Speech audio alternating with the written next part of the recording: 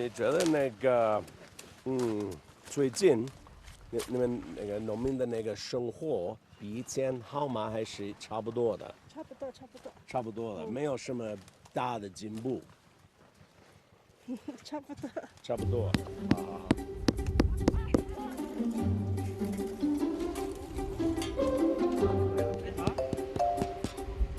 这是习主席来这里以后你放这个吗？还是？就是以后是吗？我们都跟他握手。哦，你摸着他的手吗？特别暖和的手，是吗？棉握的手。就是一个说好，没得别的说。你看以前的房子就是，现在你看去哪儿没有。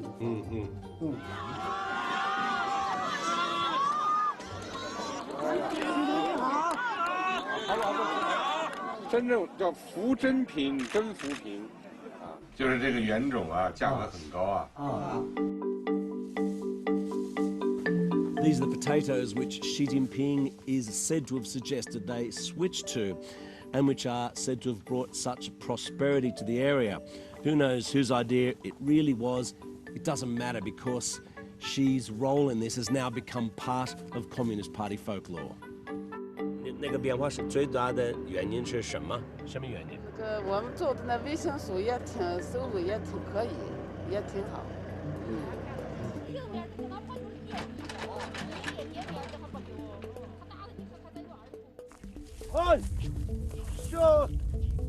国家的保护政策就是什么？第一个是打水浇的啊，第二个就是给我们你看从道路硬化了啥的，全部给我们那个啥了。Under Xi Jinping, the Chinese government has declared an official end to extreme poverty. Now, there are those who would question whether or not this is true, and perhaps it all comes down to a definition of what constitutes extreme. Certainly, though, if you visit rural areas in China, you'll find people whose living standards are well short of those in the city. 这就是我们的土特产有卖嘛，有卖面嘛。是吗？我们就吃油面，我们不愿意买菜，就是土豆油面，没有上生活费。今年就在还没有不好，今年还买的车都不够吃，旱年。你看我就打这点儿。我老公去世了。哦，是吗？去世我哥这俩孩子也说，我们儿子可帅的了也。这干什么？可帅的了，在哪干找不见我儿子。就这俩双胞胎，他是都念大学的嘞，学费呢有那个助学贷款，贷点儿，在我赚点儿，他俩过暑假挣点儿。我反正是家里一半啥个都不买，就是反正是就是省钱省吃省，提家多少我得叫我孩子念书。目前点起来，你不得你再苦撑着，孩子根过不下去，就是我撑的。都辛苦有好有赖。你就是再好的虫子，它也有吃的。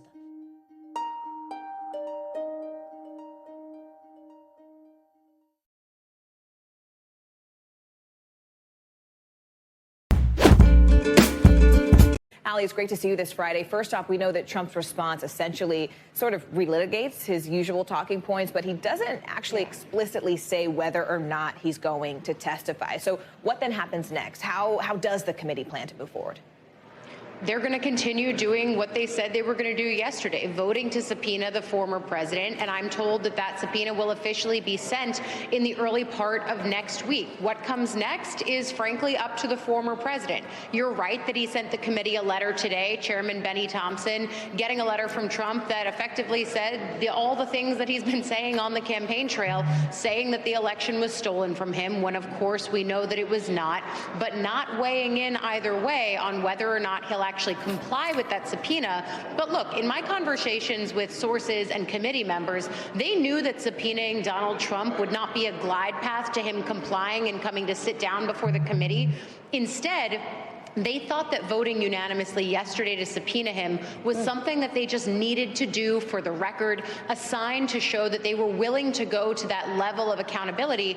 And look, they want to speak to the former president, but they know, given everything that we know about Trump, that that's not likely to happen. And if it does, that it will definitely take more than just a simple act of a subpoena. It's likely that Trump would fight it.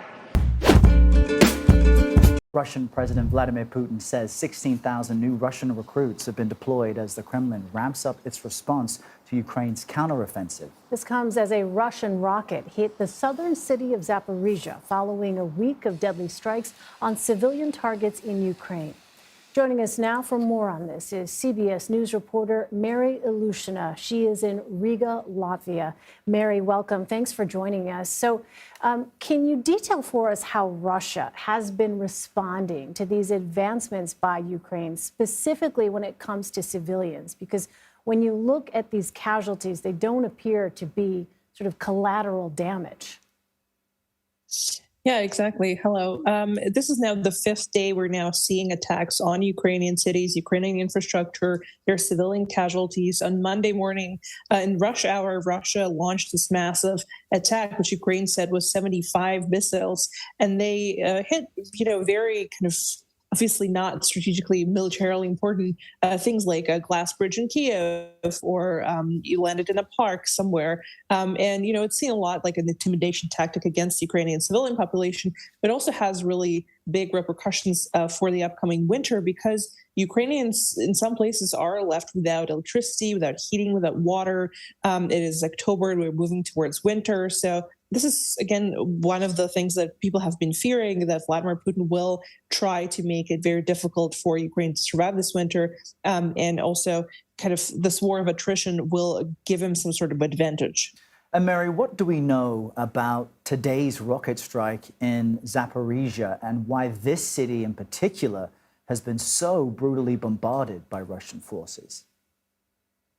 Well, Zaporizhia is very key for Russians because they claim to control the Zaporizhia region, the wider area around this key city, but they don't control this particular town. So the heart of this region is not under Russian control. And Russia right now tries to solidify their claim to these annexed territories. As we remember, they staged a referendum in 4 different regions of eastern Ukraine, and they're not fully controlling them either politically or militarily. In fact, they're losing a lot of ground in Kherson area, for example, where they're trying to evacuate some civilians because they fear that the attacks and the counteroffensive that Ukrainians are mounting is going to be growing and going to be more severe with each day. So they have been attacking and trying to sort of increase their grip on this area in Zaporizhia. Well, Mary, Russian President Vladimir Putin is facing criticism from pro-war bloggers who are accusing him of throwing unprepared recruits into battle. How is he responding?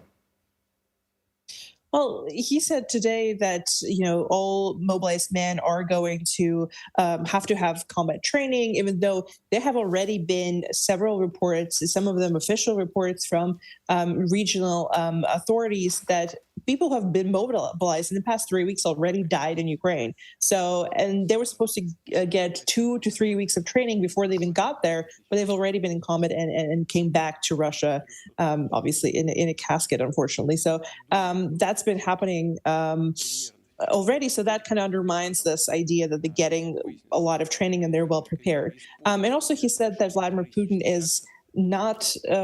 he doesn't regret anything. He was asked whether he regrets what's happening now, starting the war. He said he doesn't. He said that if he didn't go through this, Russia would be facing the same thing on its own territory, but it would be even worse. So he says he has absolutely no regrets. Quite grim there. But Mary Ilyushina, thank you for bringing us up to speed. We appreciate it. Thank you. Yet another mass shooting in the United States. 5 people are dead, including an off-duty police officer, after a gunman opened fire near a nature trail in Raleigh, North Carolina. A suspect is in custody with life-threatening injuries after what police describe as a long standoff. Owen Lopez is on the scene in Raleigh with more on this. Owen, the police chief said this morning that the crime scene spans over 2 miles. Walk us through what we know at this point about the suspect and how this happened. Yeah, Diane, police are still combing through this area looking for evidence in what is expected to be an extensive investigation. Police are simply describing the suspect as a 15-year-old white male. They have not identified him by name. They say that the shooting started on the streets, then that suspect fled into the trails that we were talking about earlier. They say that the age range of those deceased is between 16 years old and 52. The suspect is just 15 years old and is in critical condition. We know that he sustains life-threatening injuries at this moment. It is unclear at this point whether those injuries were self-inflicted or not. We are hoping to learn more from police about that. And regarding that off-duty officer, he was one of those 5 killed, just 29 years old, and was on his way to work, according to police, when he was shot and killed. Diane? Elwin Lopez, thank you. This morning, 2 Connecticut police officers are dead and a third is seriously wounded after being shot while responding to a domestic violence call. The police are saying that it appears that the 911 call was a ploy to lure law enforcement to the scene. The police chief honored the fallen officers during a news conference on Thursday. Take a listen. Our men and women of the Bristol Police Department are privileged and honored to serve on the front lines protecting and serving the community of Bristol. And that's what these heroes did last night. They answered a call to duty and they responded without hesitation. CNN's Alexandra Field joins me now. Alex, what more are you learning? Good morning, Alex. According to police, their fellow officers appear to have been led directly into an ambush. It started Wednesday night with a 911 call reporting a domestic incident between siblings. It now appears that when the officers arrived at the house on Wednesday evening, they were confronted outside by a suspect. A neighbor describes hearing a hail of bullets that followed. Was like a burst of 10 or so gunshots, and then there was another burst, and my husband ran downstairs and looked out the window, and then it went off again, and the sirens were crazy, and it was just like a war zone. Sergeant Dustin DeMonte, Officer Alex Hamzy, both killed by gunshots. A third officer also responding was shot and injured. The suspect, 35-year-old Nicholas Brutcher, shot and killed. His brother shot and injured. Police are now calling this a complex and ongoing investigation, Alex. And Alex, in that clip that we played, you could tell that the chief was emotional, visibly so. We understand these officers were really well respected, revered in the community. So how is that community in Bristol, Connecticut responding? Yeah, they are reeling from the loss of officers killed in the line of duty and struggling to comprehend whether these officers were part of a calculated shooting.